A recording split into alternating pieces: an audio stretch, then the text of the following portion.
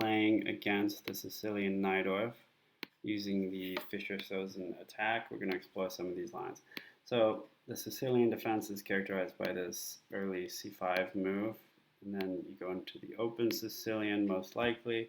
And then in this position, the Najdorf is characterized by this move on a6. The Sozin attack is bishop to c4 in response to that move, and the move that is universally played here is pawn to e6, which blunts the diagonal of the bishop. White is best putting his bishop on b3 because b5 is going to come with tempo. And now white has some ideas. He could put bishop on g5 with the idea of castling queenside, or he could castle short. The subject of this video is what would happen if the pawn comes to b4 and kicks the knight, and then the knight takes the pawn. The knight here could also move to e2. Maybe I'll save that for a different video. In this video, I'm going to say knight to a4, and the most accurate reply to knight to a4 would be bishop to d7. Maybe that's also another video. So black thinks he's outsmarted you by taking the pawn on e4. The strong reply here is rook to e1. And now, because the knight is attacked, it either has to be defended or it has to run away. There are four reasonable moves here: knight to c5, or pawn to d5, maybe bishop to b7, or the best move here is running the knight back to f6. Some offbeat moves that aren't very good would be, for example, trying to defend the knight with this pawn move on f5, which just looks like a bad move. You're dropping the pawn on e6, and now there are a lot of holes in your position. I have a friend named Neil who's not very good at chess. He would very likely play a move like that. Or he might play a move like, knight to g5, which is also a wacky looking move. Pawn to h4 would trap the knight in this case. Or if you want to have more fun, you could play queen to h5. Both are winning. You would never see that move, so we're not going to spend time on it. So let's look at the worst move of the reasonable ones, knight to c5. After the knight's trade, the bishop could come here to a4, and when the bishop comes in the way, actually the knight could take the pawn here on e6, and when he captures back and you've traded the knight for two pawns, the king could move to, for example, f7, but then queen to d5 is a very strong reply, attacking the rook. Black has nothing better here than to trade his queen for the rook, and now white should win this game. If black tried to save his rook by playing rook to a7, then you could just move your rook down to e3, exposing the king to a check. He can't run because of the diagonal. If he moves his king over, you can just chase him around and put him into checkmate. That's one example of a way in which checkmate would happen, but if you look carefully, it should be there. It should be forced. Okay, so the more reasonable move here is actually to intercept the check with the bishop on e7, but then your bishop can come to g5, and now black is best taking your bishop, you take his with check. The king doesn't have any square to run to, so the queen ends up getting traded for two pieces. But then your queen to d5 is very strong.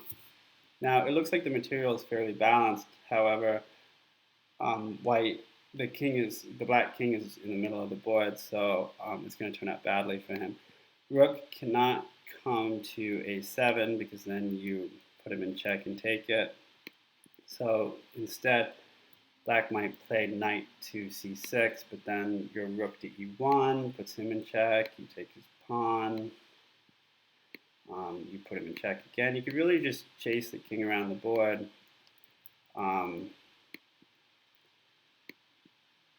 There are a lot of ways to sort of trap the king in this position. You could move your rook up with the idea of moving it over. If he tries to defend that square, you can move your queen down. Continue chasing him until he ends up trapped, basically. So there are a lot of ways to checkmate the king here, and so that's why that would be sort of a losing move to play knight to c5. And I should also say that the same thing would happen if the knight intercepted the check. You could still always take the pawn on e6 with your knight. So what would happen if, in this position, black defended with the bishop on b7? Here you could attack the knight with your pawn, and now when the knight moves, let's say back to the same square, you could do this check, and now he would need to take with the knight, but you just do the same tactic. In this case, the king to f7 is actually a stronger move because the queen can no longer come to d5. That's what's different in this position.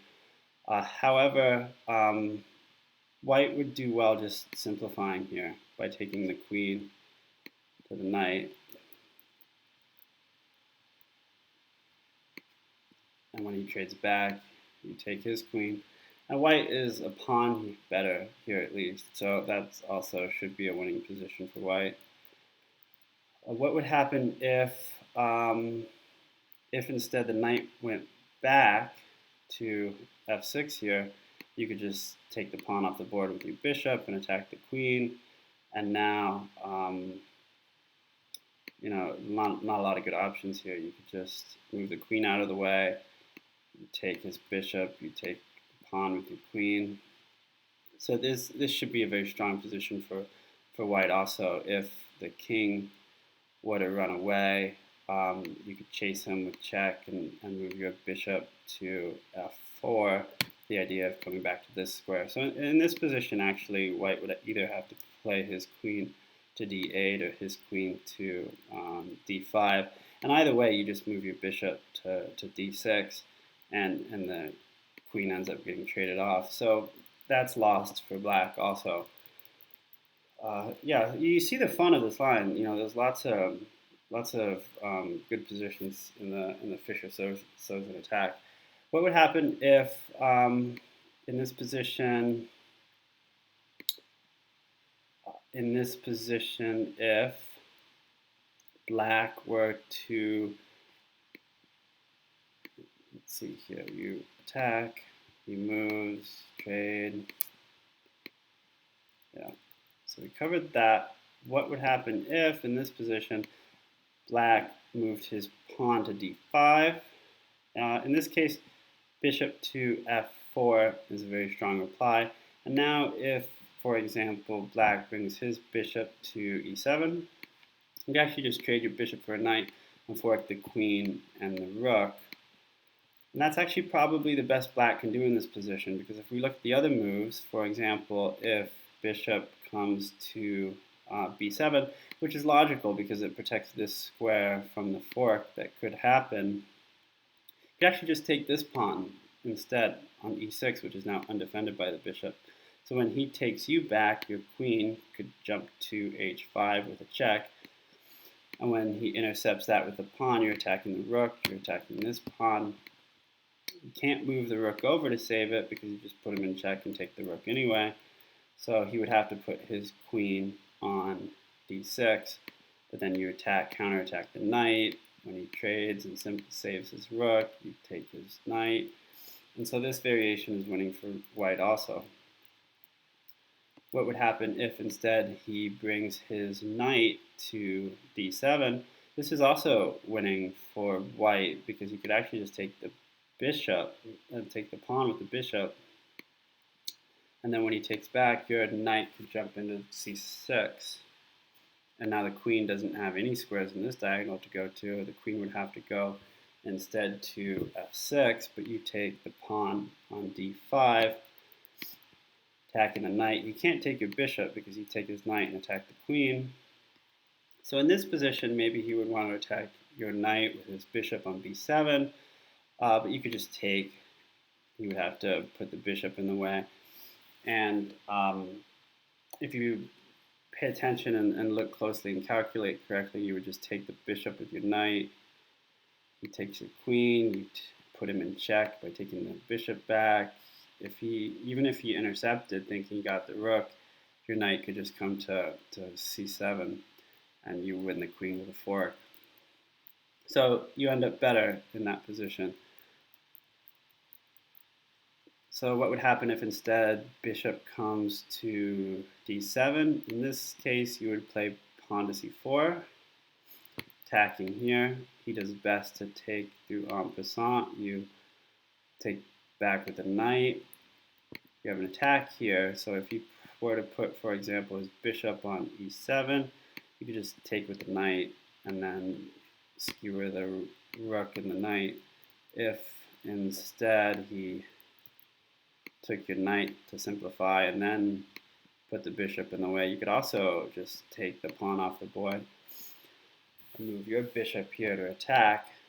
He's best probably putting his bishop on e6, but you take, it attacks the queen, so this is also forcing two things, attacking the bishop on e7. He can either move his rook to a6 to defend, or he can maybe defend with the knight. Either way, the queen could come to d5, or the queen could go to a4.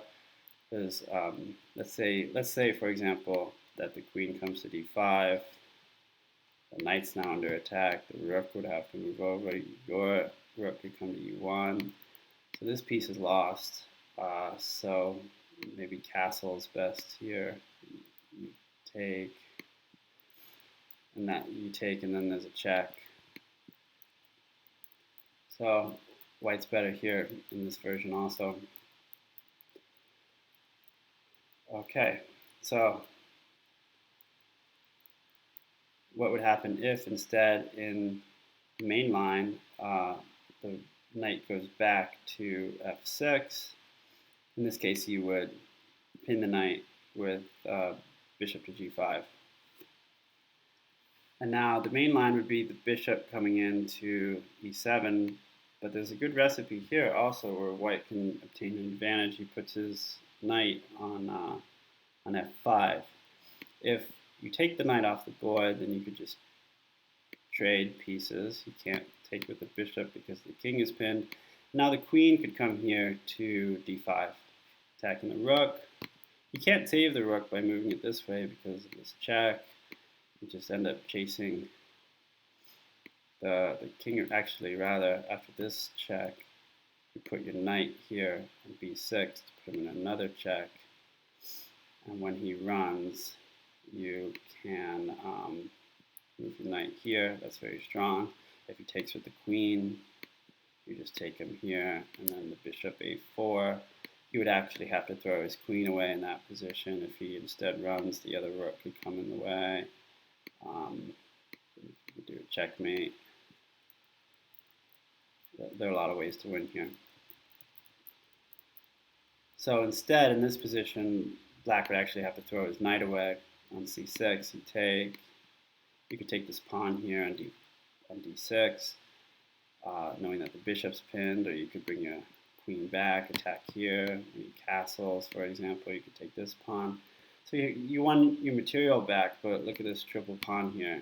It's a losing position for sure for black. So let's rewind a little bit. That's what would happen if he takes the pawn. But if he castles here, you could just take the bishop, and when he takes back, you jump here. The best move here is actually bishop b7, because and just to lose the exchange. If he tries to save the rook, your knight can come here to d5. The queen needs to stay in contact with this square, and both things are, both the pawn and the knight are pinned. So this is a hard move to find, admittedly. So you do this, he takes back. Another hard move to find is queen to d4, attacking the rook here in the corner. He can't save the rook because he's going to lose the queen if he does that. So the king moves over, and the queen here goes to h4, attacking this square with checkmate. The only way to defend the checkmate is to throw away the queen for the knight. So instead, black is better just taking the knight so that you take the rook on a7. So anyway, white's having all the fun in this version. So next time we play the Sicilian, play against the Sicilian Najdorf, and you do the Sozin, you can look out for black getting greedy here. All right, bye.